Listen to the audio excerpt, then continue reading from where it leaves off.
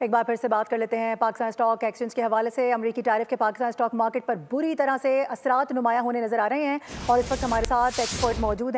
हैं हमारे साथ मौजूद होंगे अहमद चनाय साहब और उनसे ज़रा गुफ्तगू कर लेते हैं, बात कर लेते हैं कि जो तमाम तर मामला है इसको किस तरह से देखना है। सर बहुत शुक्रिया बोलिए इसको वक्त देने के लिए। कहिएगा, ये बताया जा रहा है कि कोविड के बाद सबसे बड़ी मंदी, सबसे बड़ी गिरावट देखी जा रही है, तो क्या समझते हैं कब तक इस तरह से रहेगा और इसके मजीद क्या असरात हो सकते हैं, इसको किस तरह से फिर हम पॉजिटिव वे में लेके जा सकते हैं? बिस्मिल्लाहिर्रहमानिर्रहीम। देखें, आज का जो मार्केट का सिनारियो है वो हम तो ये कह सकते हैं कि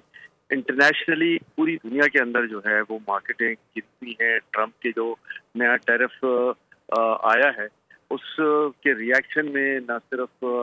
दुनिया भर में बल्कि पाकिस्तान में भी जो है वो मार्केटें गिरी हैं। और जब मार्केटें गिरती हैं और एक्सपोजर आउट होते हैं तो जो मेरे ख्याल उसका डबल इम्पैक्ट इसलिए आता है कि इस एक्सपोजर को पूरा करने के लिए जो है वो फिर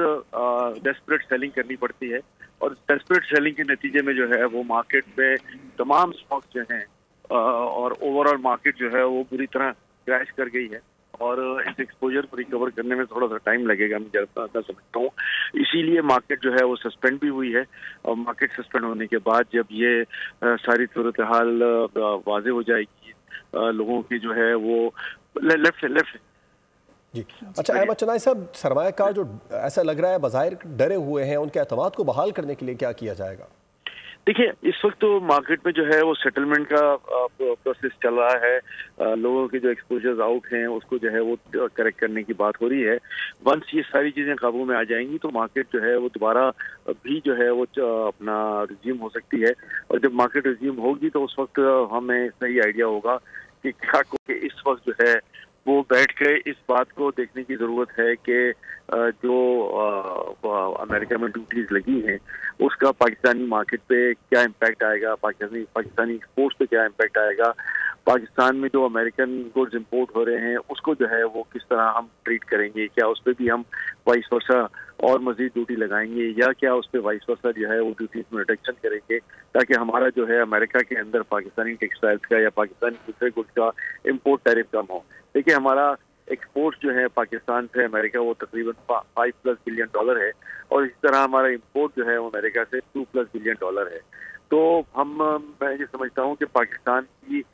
विन विन पोजीशन हो सकती है अगर पाकिस्तान इस बात पे कंसिडर करे कि ये $2+ बिलियन जो है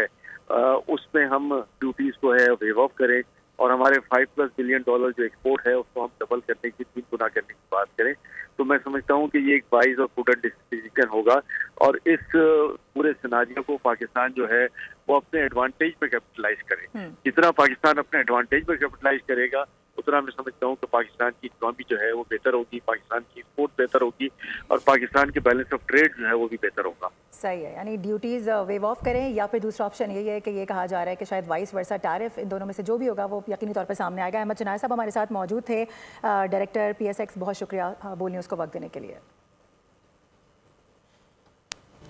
खबरों का सिलसिला अभी जारी है, यह वक्त हो है ब्रेक का, हमारे साथ रहिए। सब्सक्राइब करें और बेल दबाएं ताकि कोई खबर रह न जाए।